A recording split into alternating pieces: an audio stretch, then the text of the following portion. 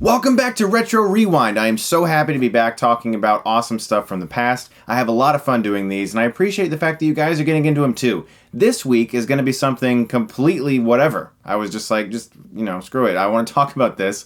And I'm going to talk to you about something that's a little bit personal to me, and something that I've watched evolve and grow over time. Now, I have done a Retro Rewind for Toonami, and that was sort of about anime from the mid-90s on, and how it really changed the anime scene. This video is going to be about before that time, how anime became known in the US, but not quite popular yet. In its early days, it was largely referred to as Japanimation, or animation from Japan, or Japanime. That's pretty much died out nowadays, and it's more commonly referred to as anime, but in its early days, Japanimation was what I would say to the comic store owner when I was curious if he had anything animated from Japan. So let's talk about some of the early movies that I saw on the comic store shelf as a kid. Some of these VHSs right here, in fact. Many of my memories with these movies revolve around moments in which I stared at the covers of the VHSs going, I'm never going to be allowed to see that, but man, does that look cool. So let's start talking about some of these. They Were 11 came out in 1986.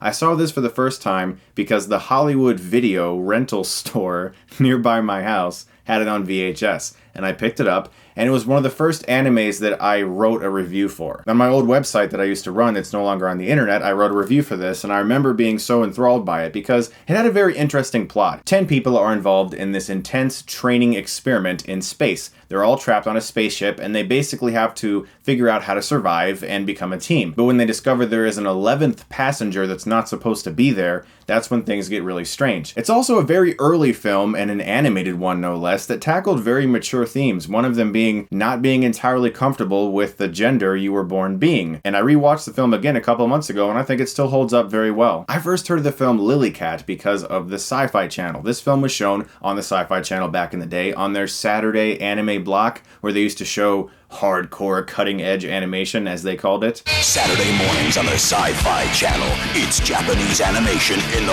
raw, and this ain't no swim in the kiddie pool. Cutting-edge anime that's pure power and sheer genius. Be ready to receive this sacrifice. Saturday anime on the Sci-Fi channel, coming this fall. This film is a complete ripoff of the movie Alien. Aesthetically, the crew, the way the crew looks. There's a computer on board they refer to as Mother. There's just not like an alien per se. There's a virus that's jumping between people and a cat that is in some way involved with it. But it most definitely fits into this vibe of movies because a lot of people back in the day referred to Japanimation as just anything animated out of Japan. But for me, it was always like the more edgy, violent, maybe there was a lot of nudity or blood, like those anime films. To me, that was always Japanimation. Like the slightly more adult anime, not hentai, which, believe me, I saw a lot of that when I was a kid. At least not... Let me rephrase that. I didn't see a lot of hentai when I was a kid. I saw a lot of hentai VHS tapes at a comic store, and I went, those covers look interesting. Can I have... Never mind, I can't have that, can I? Now, obviously, one of the biggest ones was Ghost in the Shell. This movie came out in 1995, and it was sort of like... Hey America, anime's awesome. And it helped popularize it more. Film critics like Roger Ebert and Gene Siskel even reviewed it on their show and both recommended it. This film is marvelous. It is challenging, it's adult. The animation and action is brilliantly handled still to this day. It's visually stunning. And the first time I saw it was actually at home on DVD in like the early 2000s, because when it first came out I missed it, and then I would always see the VHS cover, and obviously there's a lot of boobs like right on the cover, and my mom was always like, I don't know about that one. But Mom, it's a cartoon. I don't know if that's the type of cartoon you should be watching. But Mom, it's animated, like Lion King.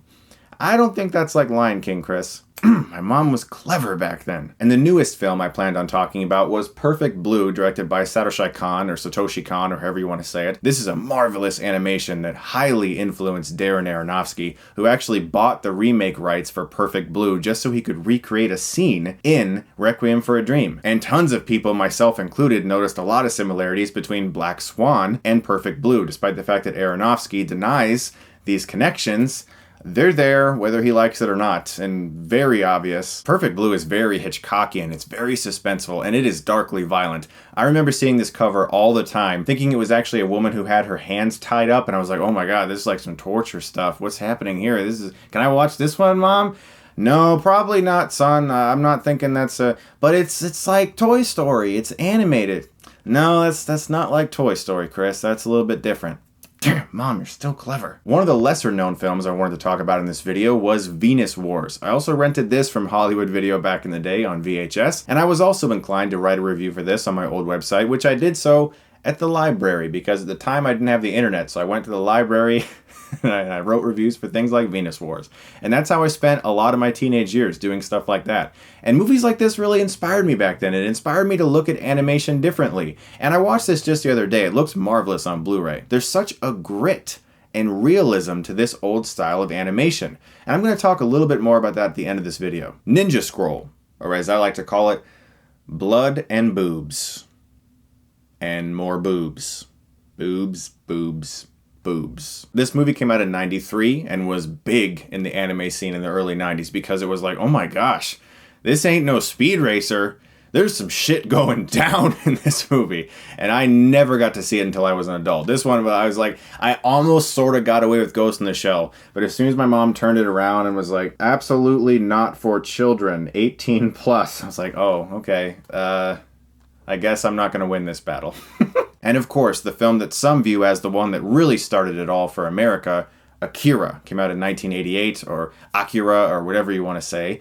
It's really up to you, from what I understand. Just call it whatever you want. This movie is stunning. I also saw it for the first time as an adult because, again, it has a lot of mature themes. It's very, very violent, and I love it as an adult. But as a kid, my parents were like, just go watch your clamshell VHS of The Big Green or The Sandlot. Just stick with that. I mean, just the opening motorcycle chase scene alone in Akira makes it worth watching today. It's still stunning, and I'm still waiting for somebody to come along and make a great adaptation of an anime film or an anime TV show. If you watch some of these older films and compare them to the way anime is produced today, now I'm not talking about movies like The Boy and the Beast or Spirited Away or Studio Ghibli's amazing animations. Those films have incredible animation. I'm talking about really the TV shows of today with anime, and even some of the lesser produced anime films that have a smaller budget. The animation today, it's very digital, it's very glossy, it's almost fake. The animation for some of these older films in Japan was wonderful. It felt real. It felt like you could reach into that world and actually touch it. And I think we have gone way too far away from hand-drawn cell animation, and we're now into this digital, glossy, computerized world, and I wish that more animation films looked and sounded more like these films.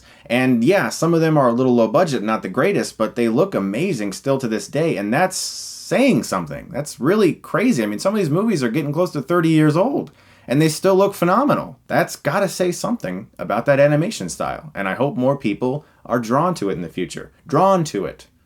I didn't mean for that to happen. Guys, thank you so much as always for watching this retro rewind on the early days of what some anime fans refer to as the Japanimation era. Look forward to next week's hilariosity. I don't know what it's going to be yet, but it's going to be fun. You guys are the best. Thank you so much as always for watching, and thank you to the wife for this amazing shirt that I love.